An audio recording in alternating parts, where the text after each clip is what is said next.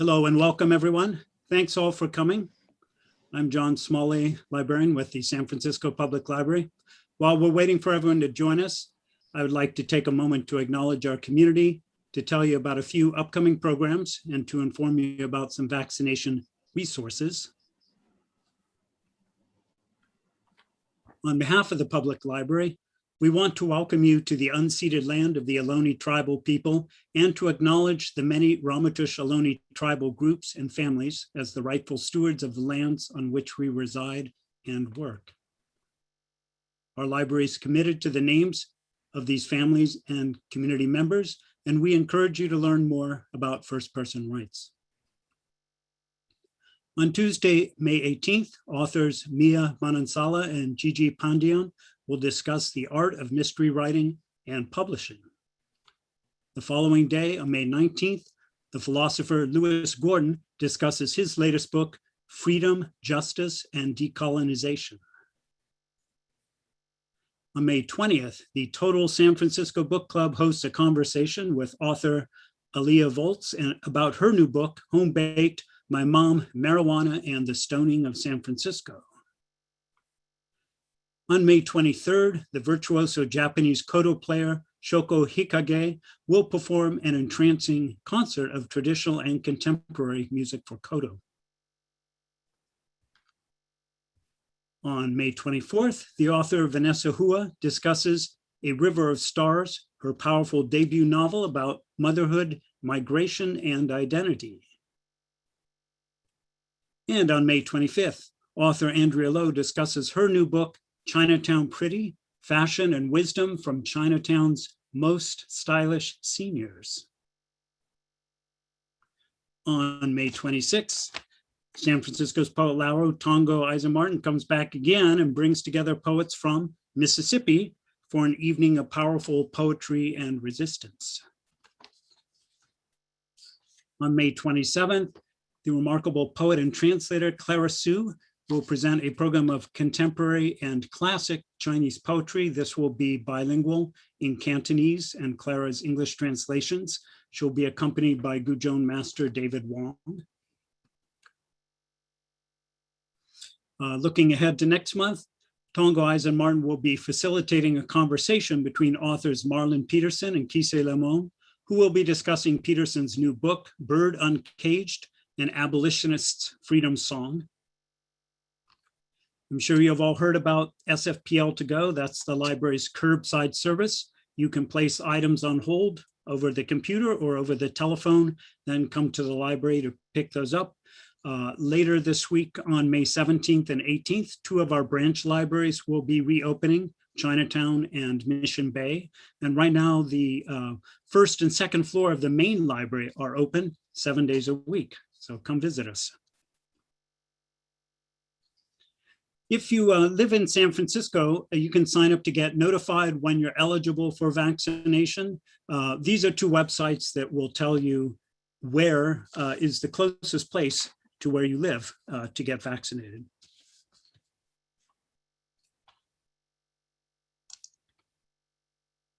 And that's all I have for announcements. I'd now like to turn the microphone over to our beloved poet, Kim Shuck. Please give a warm welcome to Kim. Thanks, John. I was just looking at the room. My neighbor has tuned in, which is very exciting to me. Also, I don't know that she's ever heard me do my thing before. And also, I saw a last name that looks really familiar, which is Vengjin. My great-grandmother's last name was Vengjin. Welcome, everybody. Thank you for being here. Just want to take 1 second at the top of the show to think about, we lost a poet this pretty recently, Richard Sanderell, who a lot of the poets in the city know, and who used to be a regular attendee at Poem Jam Live. So if you hadn't heard that, that's true. And he will be sorely missed. Tonight's show is basically inspired by the fact that a rumor was going around that Tongo and I were not getting along, or that I was unhappy that he was the laureate. And I encourage you to go look at the very end of my inaugural speech, in which I said that I fully expected to, at some point, listen to Tongo Eisen-Martin do what I was doing then, which was be inaugurated as the Poet Laureate of San Francisco. I am delighted, could not be more delighted. We thought about staging an argument, but I think the giggling would be too big a problem. So instead we decided to organize a poetry reading together, because that's what I do pretty much for any stimulus that exists. And I'm really delighted that that the city's poetry is in the hands of an activist and a visionary.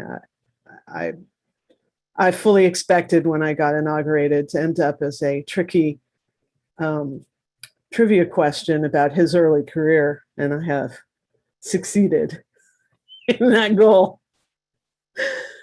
We have 4 incredible poets for you tonight. We always have great poets because, you know, there are so many great poets in the San Francisco Bay Area and farther afield when we draw them from there. But I'm really excited about who we have reading tonight. And our first poet is Josiah Luis Alderete, who is one of my very favorite poets. The first time I ever heard him read, he was reading something funny. And I got to that point of laughing where I couldn't draw breath. He can inspire lots of different emotions. I don't know which one he's bringing tonight, but they're all pretty serious. A very, very intense poet. Josiah Luis Alderete, good friend, great poet. Gracias, Kim. Buenas noches, familia. It's good to see all your little square heads in the Zoom mundo. It's nice, it's nice. Yeah, I'm gonna be reading from my new libro, recently put out by Black Freighter Press. And Lourdes she just showed me her book, and I realized something. If your head is small enough, you can use me as a mask and walk around and do things. But that's entirely up to your head size. I don't know. I think I'm gonna get up and read for y'all standing up like we did back in the old days. Sorry, Bulano. It's time for you to move. We're gonna do it. Oh God. This is we were saying some poets have not read for at least a year in the Zoom Mundo, and this is how we did it back in the old days, gente. We stood. Yeah, poets in the Zoom Mundo now, they don't even wear pants. Some of them be eating noodles while they read. No, not today, not today. Okay.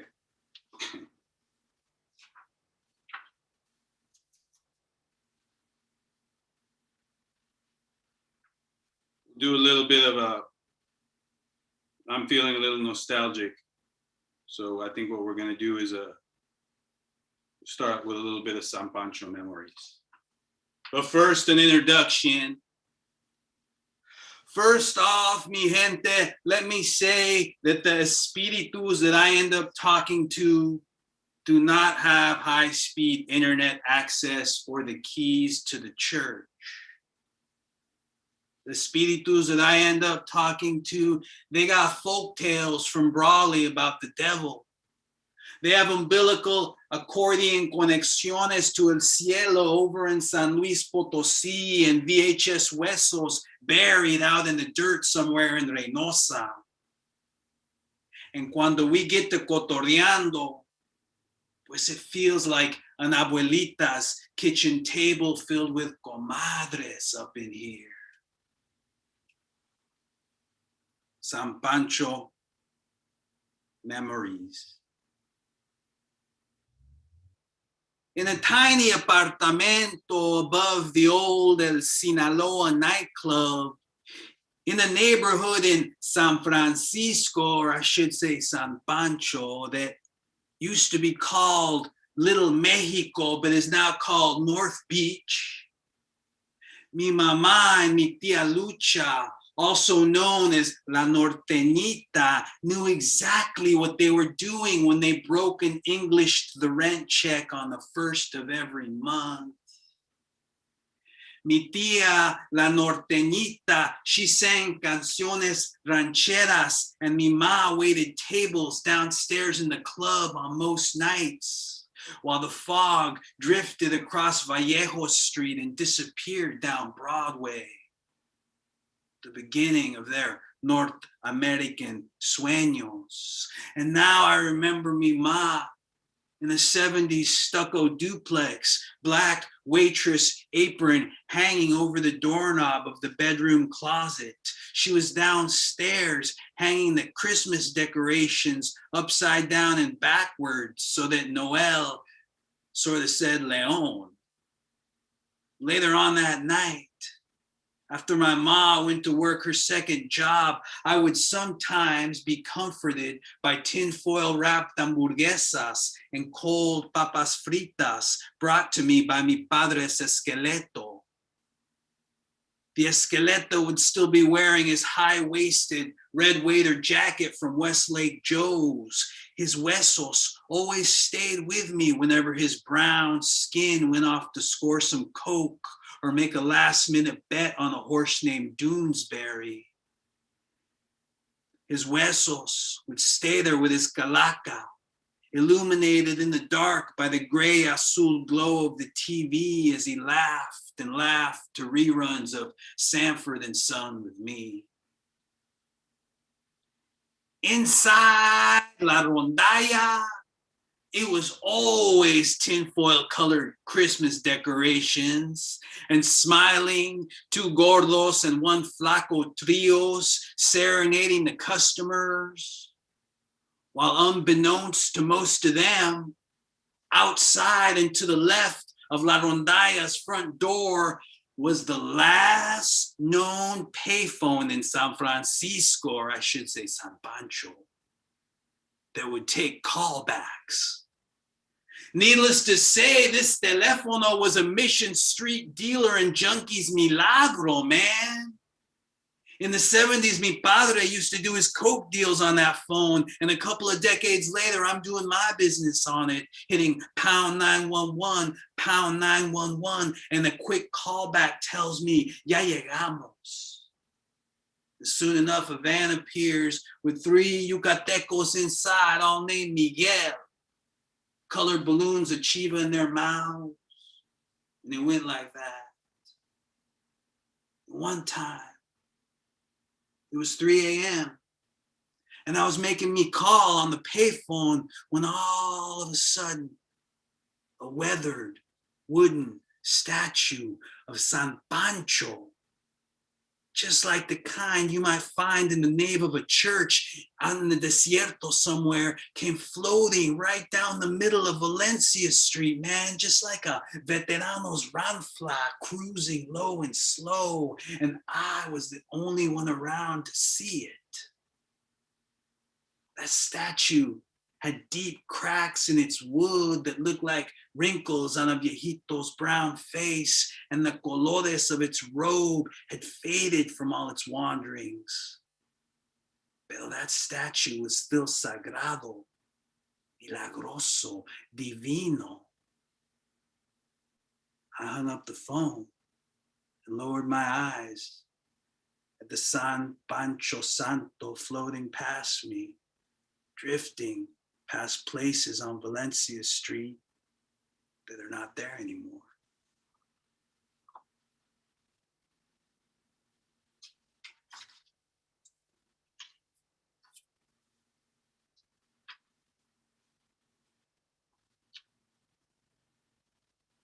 Chinga tu madre blues, the American version.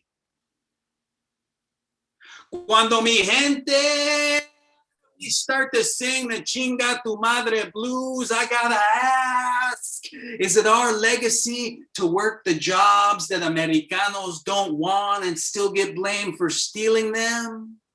Is it our legacy to repeat the same mistakes que our abuelos and abuelas made, but in a different time and place? Is it our legacy to sing along to karaoke versions of narco corridos? Is it our legacy to chew these funny tasting palabras americanas for the rest of our lives? Cuando I hear the Chinga Tu Madre blues playing on the radio, I got to ask, is it our legacy to live inside piñatas that are dangling off the power lines alongside the triste sneakers above our old neighborhoods?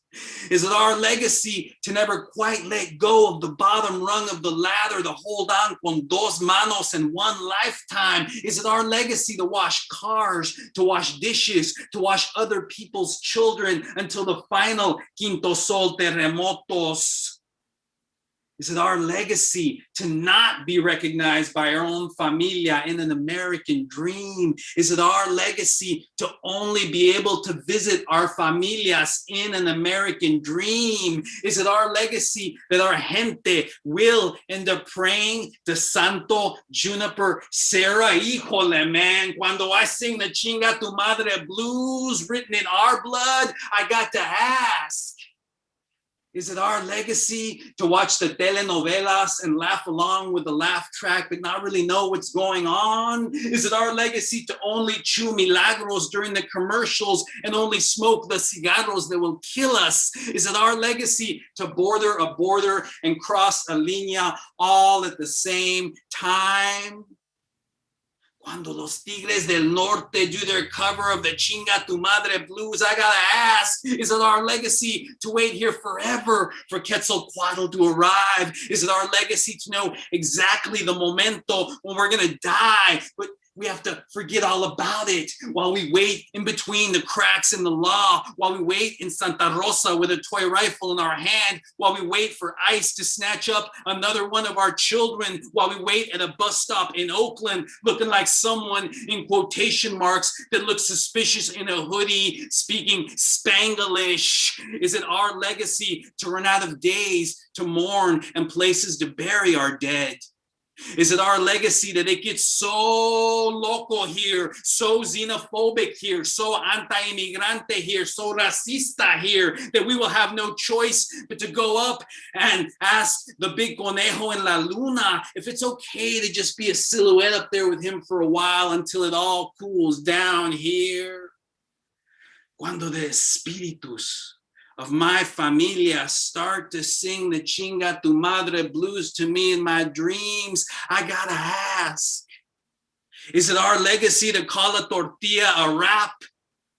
To let a jale become a lifetime, to let a cup of champorrado become a ringtone? Is it our legacy to let our abuelas become a meme, to let our murales get covered over by white motivational phrases? Is it our legacy to let a Muni bus ride become our vacation, to let a Tuesday mariposa become something that we cannot afford? Is it our legacy to watch them build that pinche wall, that muro, and then watch them build the longest strip mall in North America right alongside it where we'll do all our grocery shopping? Is it our legacy to live long enough to see a Donald Trump piñata, impregnate a Dora the Explorer piñata, and give birth to a new white master race? No. Is it our legacy that our sueños will become 4 extra shifts a week, that our santos will only hear our prayers if we have the latest iPhone? Is it our legacy to have our almas become a breeze that we only occasionally feel coming in through the window? Is it our legacy to send one Michoacana popsicle stick back home at a time in the mail, using them to build the casa of our sueños, the casa that we promised our familia, the casa that we dreamed about, the casa that our huesos will eventually make their way back to, even if they get there without skin or anything else?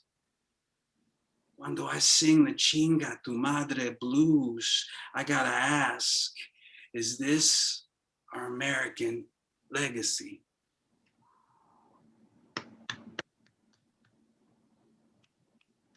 Gracias, mi gente.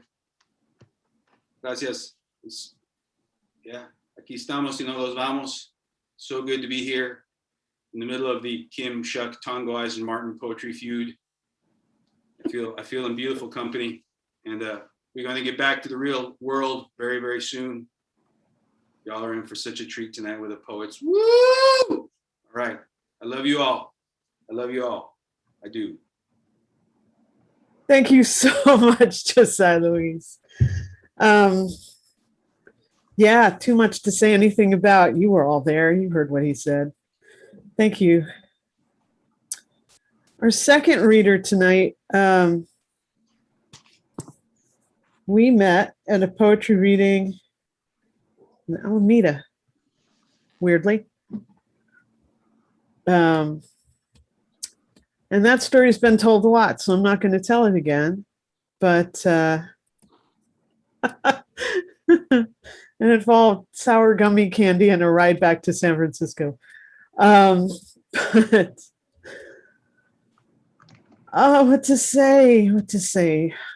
She does incredible work in the community and writes her ass off, and has been a real lifeline to me as I, in part, have spent the last year turning myself into human veal in my studio writing stuff. So please welcome Lourdes Figueroa. Thank you, Kim, and grateful to be here. And that was an incredible reading, Josiah Luis. So I'm just gonna dive in. I think I've only read this poem once, and it was written in 2012, but I've been sending it out to the world. So here it goes. It's called Lung Felt Throat. It's a portion of it, so I'll read just a portion of it. I used to believe the body could resuscitate, the lung refilled with used. I was never Mexican enough. My pa tried medicine in English, couldn't deflate a bag full of glue. He huffed so much. I shut my eyes so much. I couldn't say the lump in my throat. Spanish wouldn't do. English wouldn't do. My abuelita never remarried. My abuelito Jose dropped his hoe when his heart stopped. I used to believe if I pushed my palms hard enough against the air, the splinters wouldn't hurt. My pa picked up the hoe my abuelito dropped because he loved us. My ma picked up the hoe with my pa because she loved us. I want to write all this in single lines because my heart is heavy and we need the space to breathe. I used to hide under my bed. I used to hide my brothers and my sister under our beds when my father hit my ama. They say trauma affects how you perceive things. To not say is to not remember. The body remembers. My abuelito Jose dropped dead, dehydrated. He was making holes for tomato seeds. I don't know Yuba City, California that well. I was born there. My abuelito died in Yuba City. He was a bracero. He had a short-handled hoe. Bridges don't break borders when you write everything in language. Today, I dislocated my tongue, swallowed the head of a serpent. In Grimes, California, my abuelita Chona taught me how to kill a rattlesnake. Take your hoe, slice down as fast as you can before it tucks its head in. Split a tongue at her deathbed. I brought my lover. I couldn't spit lesbian. I could not say the lump in my throat. Spanish would not do. My ma used to say how beautiful the Aztecs were. We don't speak Nahuatl. Today, I lit another candle and prayed to Tonantzin, and Yolot held my hand. My pa used to cry at night. I would sit by his closed door and listen. They say trauma gives for good writing. They say I'm exotic in Spanish. Every line is affected by the previous line. The tongue forgets, the lung remembers. The poem breathes more than this. Memory builds memory. My abuelita Chona was diagnosed with cirrhosis of the liver. She never drank alcohol. My ama and my apa used to come home drenched in pesticide. My abuelita did too. My apa doesn't know that I heard my apa cry, that his apa, Jose, hit his ama, Maria Encarnacion, hard. My apa does not know that I write these things. I never said my abuelita's full name until after she died. I learned to spell my abuelita's full name when I read it in a newspaper obituary. My abuelita Chona is buried in Woodland, California. My abuelito Jose is buried in Juchitlan, Jalisco.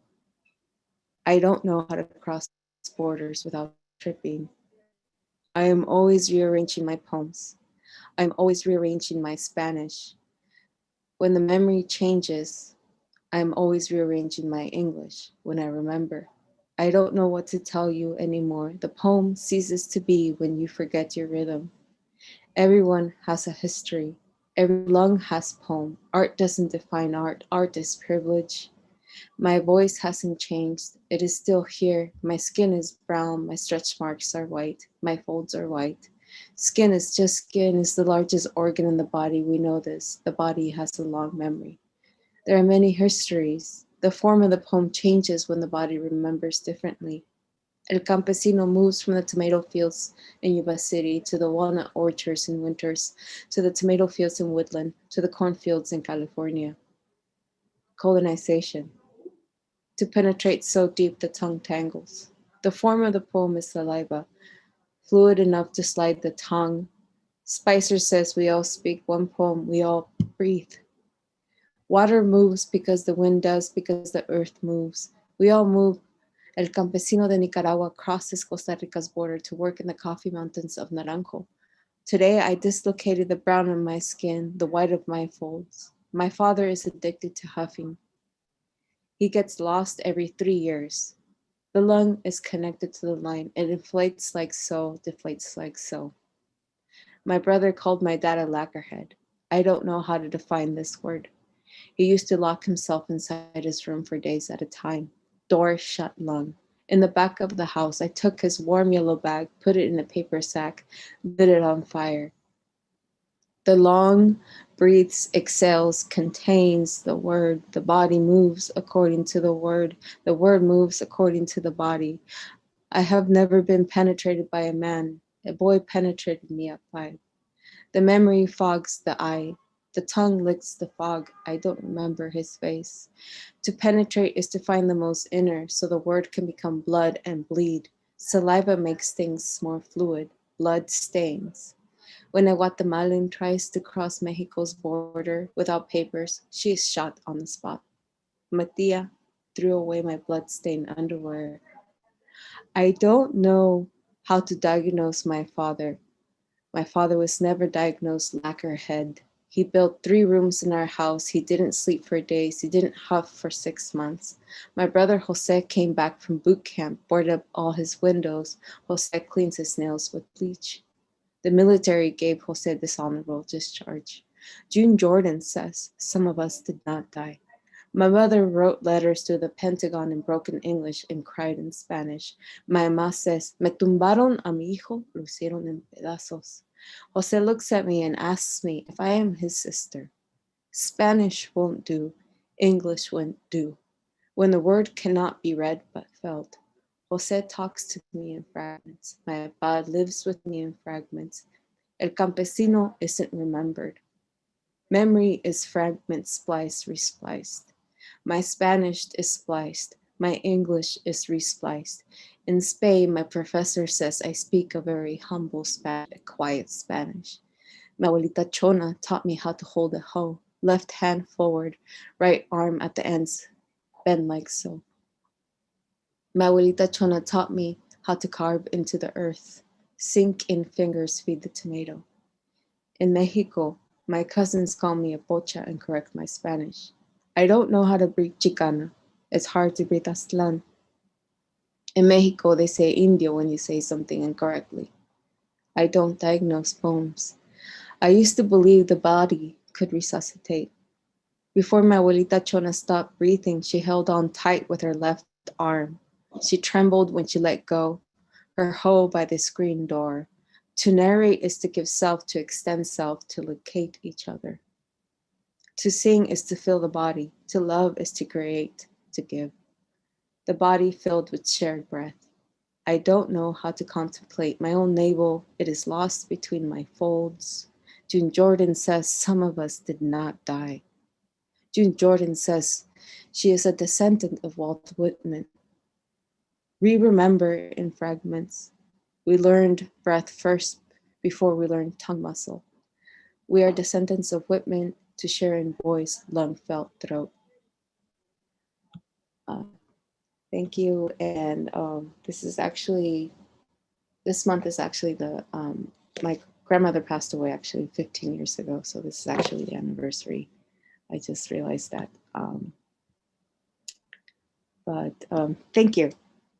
Grateful to share it in poem, and that's it. Thank you. You're amazing as always, love. Wow. There's a bit of a trick to talking in between people's poetry when they're that eloquent. You got to kind of gather yourself back together. But fortunately, I get to kick it right over to Tongo, who gets to introduce the next two people. So that works out for me pretty well. Tongo Eisen-Martin, San Francisco's current and 8th Poet Laureate. Take it away. I still want to let it breathe a little bit, but I'll spare you the new age mumbo jumbo. I know we are in the future and attention spans are hungry. You know, I met, fun fact, I met Kim. I was introduced to Kim through a woman who helped raise me from a real pup, for some cosmic fluke. Actually, a past poet laureate of San Francisco named Devora Major was part of a group of parents who decided in the 80s that they were not going to let their Black children be raised by this imperialist hegemony, and kept us together and really created their own, you know, small scale people's institutions, so that we were raised with our consciousness protected.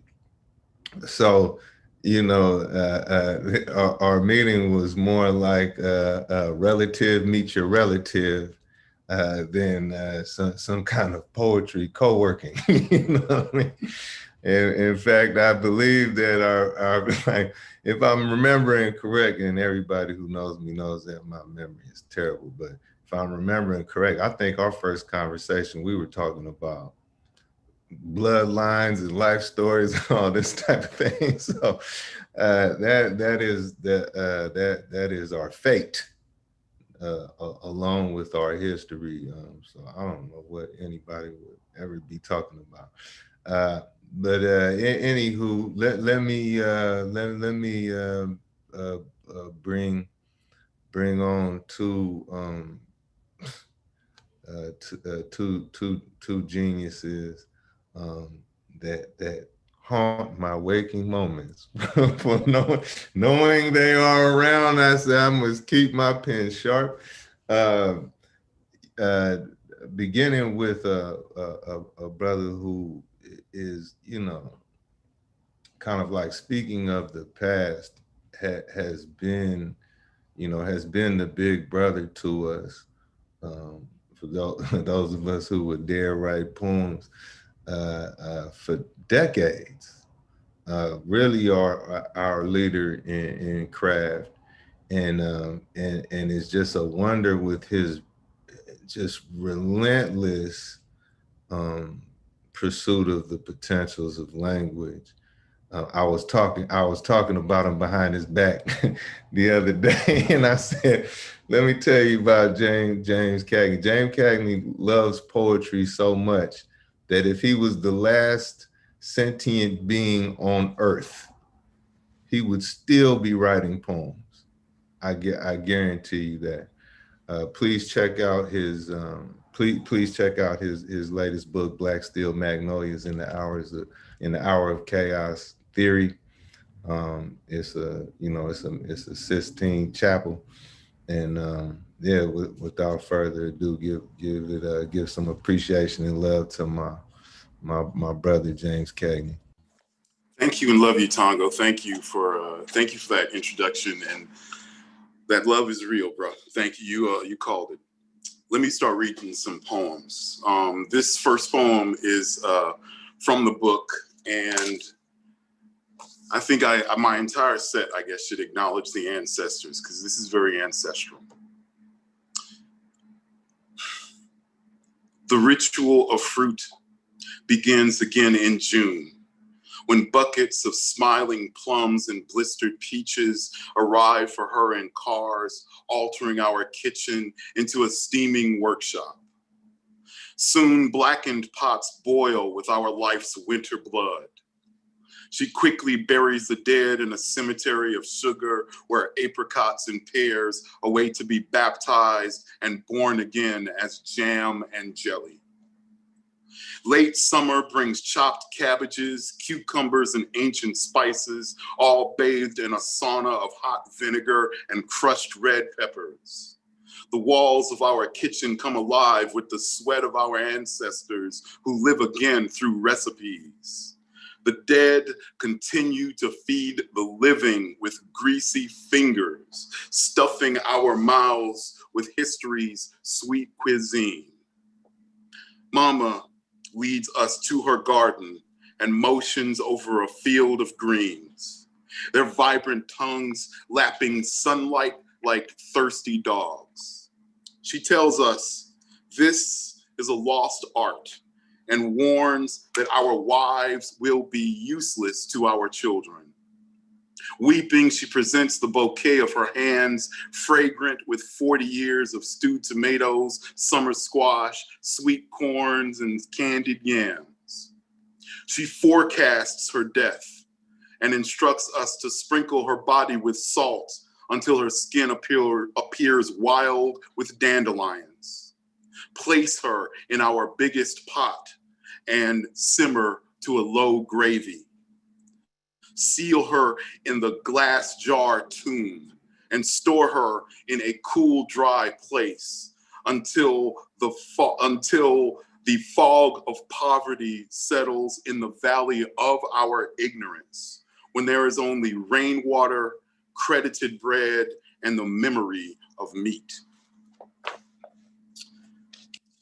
And this is for, this is just for me. This is called, this is also from the book, and this is called Private Boxes. Confusing confession with prayer again. What to let go versus what to take in. Here, in this place, one of 10 unconventional places to confess, so says this dog-eared article. Thinking and not thinking of my father, buoyant, drunk, and drifting away on ivory sheets through the moon's shadow oceans. If money were no object, what would I pay for an ounce of his attention and forgiveness now? I kneel, this altar a crossroads of teeth at his mouth's unused apologies, showing myself approved or worthy of something resembling love, but not. This holy burlesque, this sacrament. Blessed water runs a freight train of blood through the weary hollers of my cheeks. I awake from yesterday's coma fluent in shame. I open my mouth like an orphaned nestling. This is called supplication. What catches in my throat, unnameable, until the lowercase I looks up to the capital I, which is another way of saying begging for acceptance is a fool's errand in darkening us all. Anyone watching couldn't imagine I was praying to be filled with a harvest of tenderness, the most common seasoning of touch. how they'd critique my nest, an inverted mushroom of fronds left blooming champagne butter in the dark. New psalms are being composed for instruments we never knew existed. Duets zippering like perfect puzzle pieces we never thought to put together. The fermented melody is in the key of honey. Let us play. Did you know Genesis birds learned to sing by accident, by excitedly punching air from one another mid-flight? The soft choke of their harmony like many church bells calling one to fall into attention and come home. You had one job and couldn't do it, since grace is a corny prayer in your generation's mouth. Dizzied by what arrives embedded in every dawn, change is a blend of whiskey yawning in the mouth. Triumphant color and call all comes together now in the diaphanous blossom of your radiant mouth. My name is an untreated fungus left to dream bloom in your dark winter's mouth. I paid for this posture with hummed lullabies, the currency exchange for the static canticle in your mouth. Scoop buttery marrow sweating through bone till new skeleton weeds grow wild in your garden's mouth. With the inflamed urgency of the ocean, I climb your body's ladder of scars with my narcotic mouth. Almost got that landing and missed it anyway. 9.7 from the Russian judges on James's landing of a poem. This is called Touch Abstraction.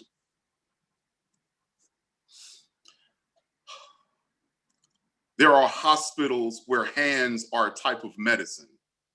I smooth the tremulous lines along your temples with my palm.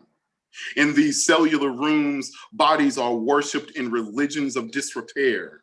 We burden our mouths to carry more than language. I align your tremulous temples in the room of my palm. There are hospitals where medicine is better than hands. In our mouths, bodies become religions and are worshiped with tongues. We trust our language to carry more than we understand. I align your cellular temples with hospitals and hands that burden our medicines with lines of disrepair. We praise the smooth bodies in our mouths with psalms of worship. We trust our tremulous language more than religions. My palms carry sparkling medicines into your temple. Our bodies don't understand worship or religions. We cannot trust our language any more than our mouths. Some temples are better than hospitals and some medicines useless. Every body I worship suffers. Tremulous religions carried in the hands of language. And I've been abstracts for this evening. Let me end with a straightforward piece called Heirloom Noodles. He and I share mothers, but entirely different origin stories. 3 Fridays after she died, we meet for dinner at a mirror-walled restaurant. It's dervish of steaming platters, noodles taffy pulled at the door. This feels like an affair I want to kick away from. But he's the only one who remembers me, as if my life really did happen. I don't like who I am with him.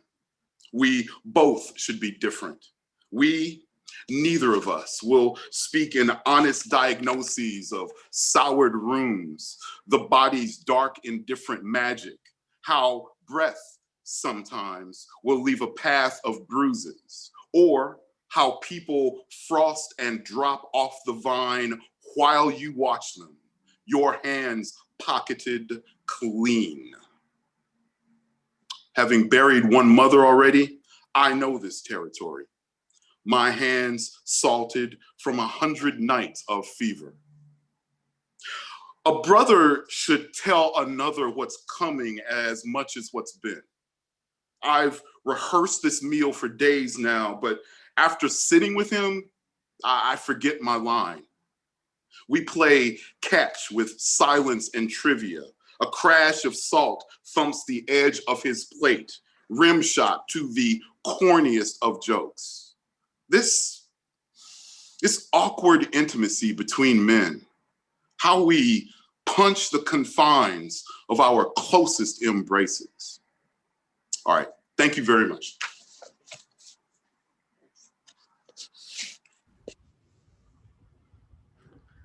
Thank you, James. Yeah. more to worry me.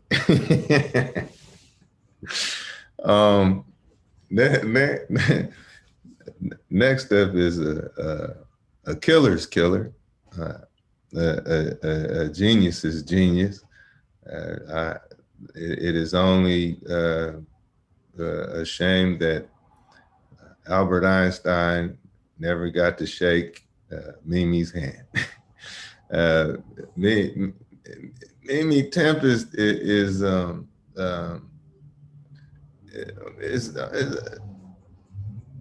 craft as big as cosmology, just clicking on all cylinders. Power of power of literary insight and just power of power. I mean, a vote for intelligent design. What do they call that?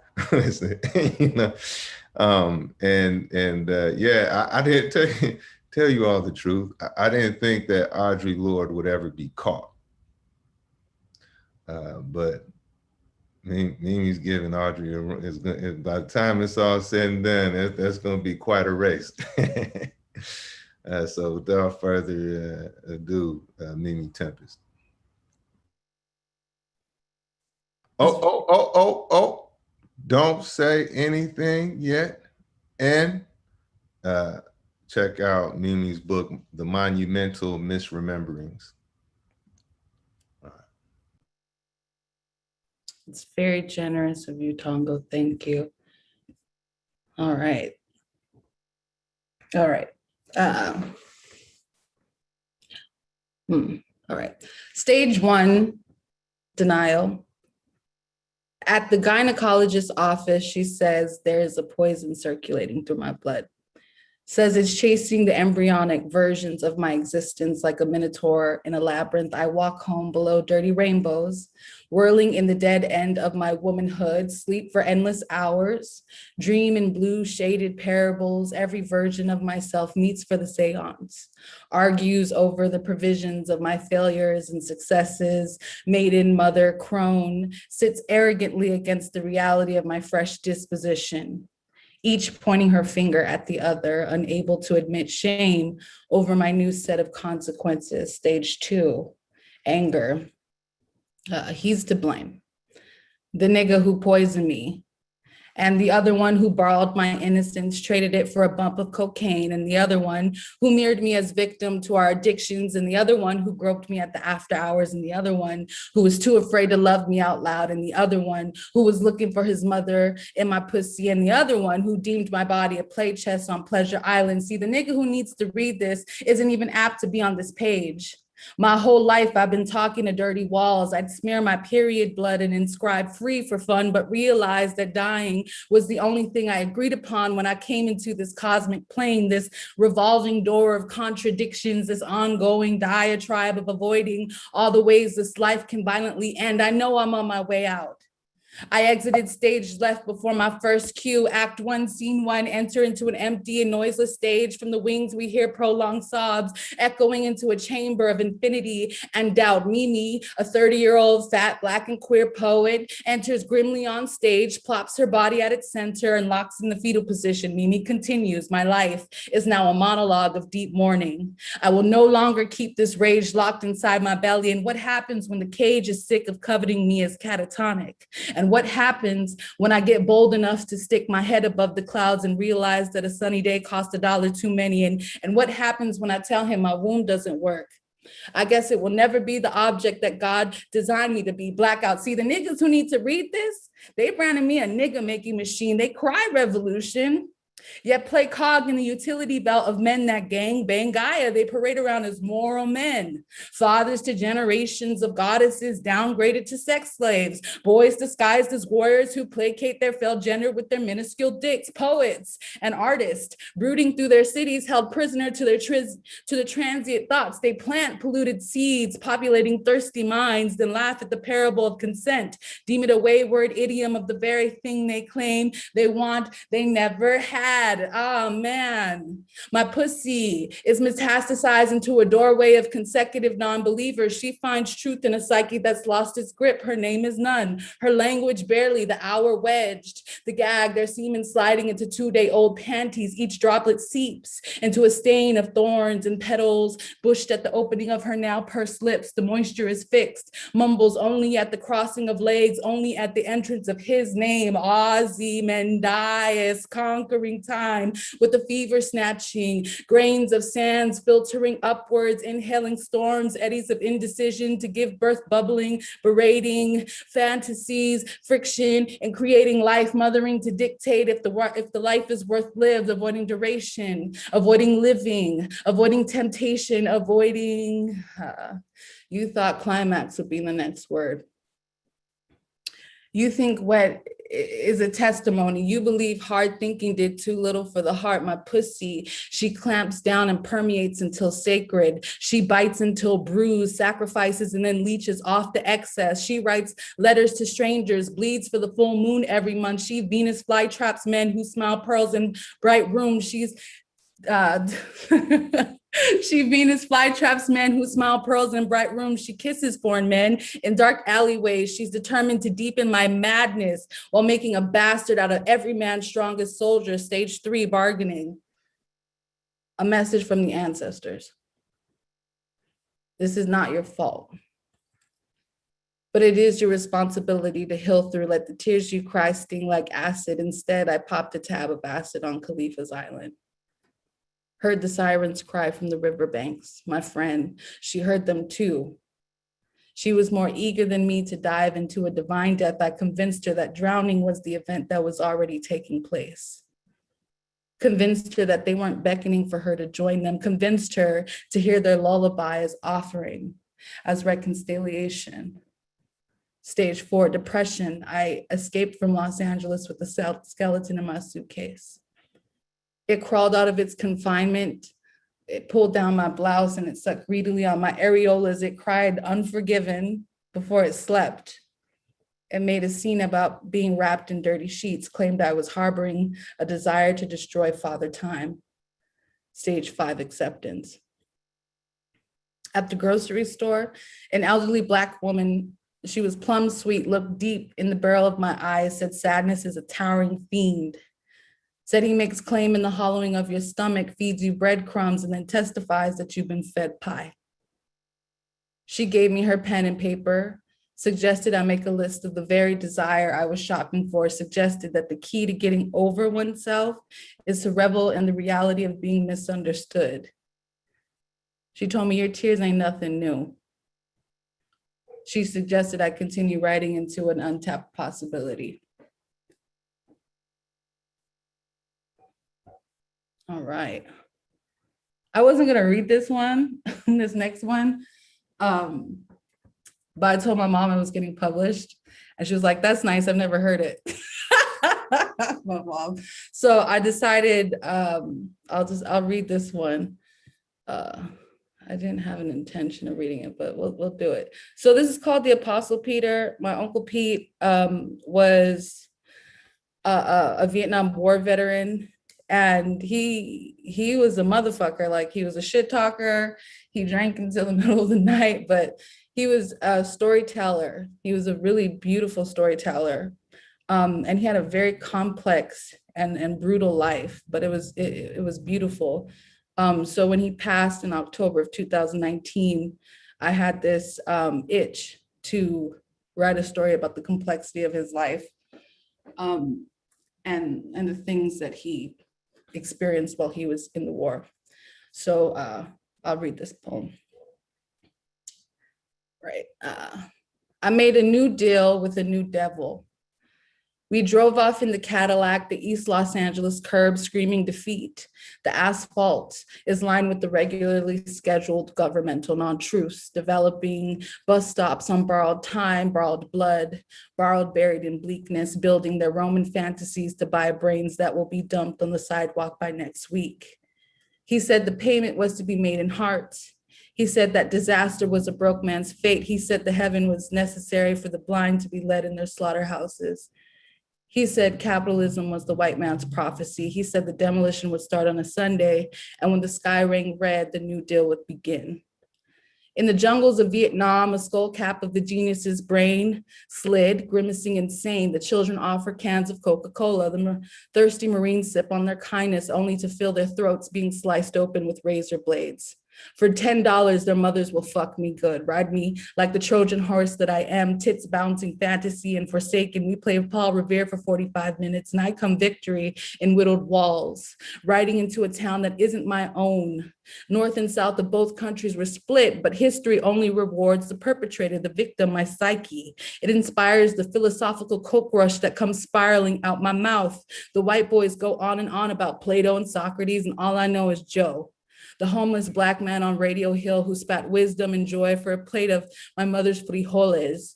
He knew more about love and lost themselves. He said that I was bought and sold in the womb. He said the nuns were right about me. And he said that God didn't have shit to do with this country. He said when the sky rained napalm, my world would end. On July 4th, my first goddaughter is born. She is half nigger, half wetback. My mother writes that my father is sullied silent into a rage about her impure breed, nullifying the need for soul. My spirit mourns for home in a field of troubles. The bullets fly past my head, the serpents slither wet on my wayward legs. It's in those moments where I beg to die the most, where death turns into a sanctuary from the hell that is present on earth, a hell that turns children into calculated killers, a hell that turns truth into lies, a hell that knows better, but wants to see how far my instincts for survival will go, how long I will go on in this jungle without shedding a tear. Tears are for pussies. My father's voice slapping me, his whiskey-tinged breath permeating manhood and revelry. You better come back alive in a casket, but if you don't go, don't come back at all. The bullets fly past me and hits my right shoulder and my left knee. I grow more pissed at God. The target should have been my heart. When the nurse uncovers my body, they gasp at the infection. It spreads gangrene like La Lomas. It drifts over the ravine, dreaming of my mother's sad smile, the weight of my father's callous hands against my 9-year-old throat, the zoot suit of my Theo Frankie-styled kingpin of selling pussy and cocaine, my sisters and the men I can't save them from, my brother Paul, and my nieces and nephews who will romanticize me as hero, my high school sweetheart who left me for a simple man, a man whose ego wasn't warped in wartime weariness, a poet who organizes protests better than my fingers pull triggers, his words unraveling an unblemished ideology and morality with each line, failing to understand that the life sacrifice for his theory on humanity was mine. Faggot hippies strung out on faggot dreams at home. Sunset Boulevard is lined with them all. Walking portraits of the white Jesus that hung on the walls of San Conrado Mission Church, spreading love, peace, and justice with the speech that is slurred from a heroin high. They said repentance is the answer. They said I slaughtered indecency into women and children. They said death would never stop whispering unholy in my ear. And they said that the search for eternity is whiskeyed in every drop of the bottle. They sprayed chemicals to kill the crops. The real damage is the loitering of my soul. 6 months after my return from Pleasure Island, my ears buzz heavy to the ringing of bullets. They are rooster hot cawing at an endless dawn. My nose grows into a trunk of secrets that can no longer be hidden. Stretching from mutated veins, a mitosis of all my sins, it hangs below my chin and dares me not to breathe, scoffs when I eat, reminds me that sleep is the poet's privilege. The Marine in me wants to shoot that part of my face off first and then ready fire into the pounding of my chest that beats the same crimson red as the American flag. I am the elephant in the room. Memories glare back at me, the incivility of my patriotism. I am the jackass of the night. I was crated and shipped off by Uncle Sam himself to Antioch, circumcised into the boy I never had the chance to be, stuttering my speech. The elixir drowns the doubts of a man who refuses the burden of childhood. Stuttering my speech, the nuns bruise my knuckles with rulers for every word not enunciated. Stuttering my speech, the headless American corpse runs deep into the paddy fields. The commanding officer orders me to fire at the knees to seize the adrenaline that did not allow the body to drop, stuttering my speech. The new timeline of my life is in the pocket of a man who drives me down through Cesar Chavez to Union Station. His red Cadillac purrs Frank Sinatra from the stereo, and now the end is near. He said the payment was to be made in hearts, and so I faced the final curtain. He said disaster was the broke man's fate. My friend, I'll say it clear. He said heaven was necessary for the blind to be led into their slaughterhouses. I'll state my case, of which I'm certain. He said imperialism was the white man's prophecy. I've lived a life that is full. I've traveled each and every highway. He said the demolition would start us on a Sunday, but more, much more than this, I did it my way. I'm good friends with all my bad habits. The warmth of Jim Beam satiates the prodding of my soul. The morning bleeds freshness into my lungs. The beating in my chest salutes me as a man. A purple heart is all I ever had to offer. Thank you all for having me. I appreciate being in such great company.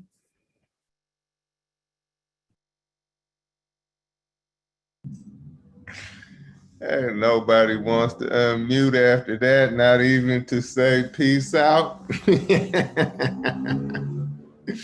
Give more love, please, to Mimi Tempestt.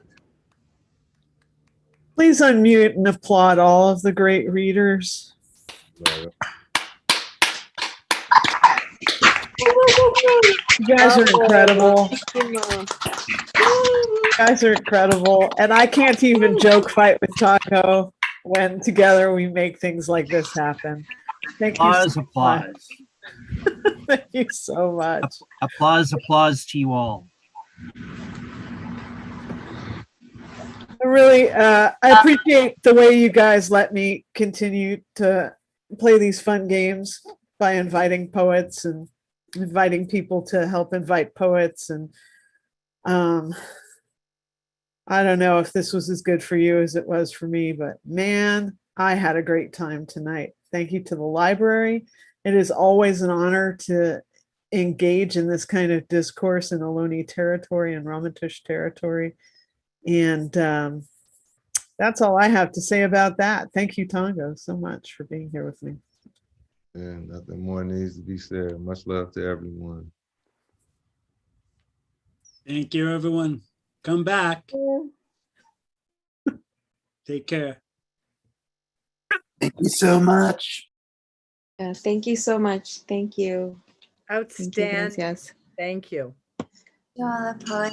Thank you so much. You all Awesome. were wonderful. You all were So awesome. wonderful. Yeah. Just amazing.